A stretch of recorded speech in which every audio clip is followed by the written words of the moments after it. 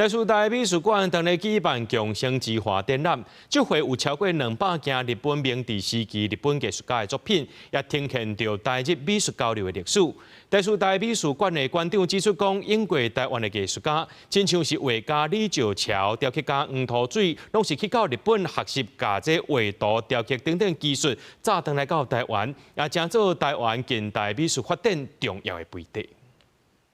一陣木雕的囡仔，目睭刻刻笨品仔的表情是雕家食柚咯。這是日本明治時期1908年的木雕作品。德吹堂主清良，嘛是台師大美術館推出共生之花的重要作品之一。台師大美術館的館長講，希望透過日本的近代藝術，讓大家愈了解台日美術的交流歷史。像李石樵老師，還有廖繼春老師，還有陳慧坤老師、林玉山老師，他們都是重要的留日的藝術家。回到台灣之後呢，對於教育，還有對於甚至於很多教育的制度，也做了很多的導入跟很多的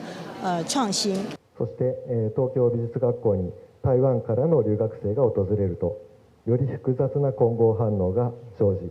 アジアの芸術文化にまた独自の表現を発生させることになりました。台師大美術館的館長指出，自19世紀末到20世紀初，日本就建立美術展覽制度、甲藝術教育體系，尾也嘛吸引台灣畫家李石樵、雕刻家黃土水等等藝術家去日本學習，甲日本吸收的藝術養分再倒轉台灣，成做台灣近代美術發展的重要背地。安那台師大校長表示，雖然 AI 發展甲真緊，不過人文藝術甲音樂在未來會變甲愈重要。把這個人文藝術音樂的這個美好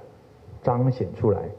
然後回應社會需求，希望人能夠真正認識自己的價值。共生之花展覽辦到9月份，現場超過200件日本近代藝術家的作品，包含畫作、雕刻，各結合數位光影，打造沉浸式空間。希望透過作品，讓民眾看到日本藝術家的創作，嘛理解台日藝術家是安怎互相影響、互相學習。記者郭金用社桂林台北報道。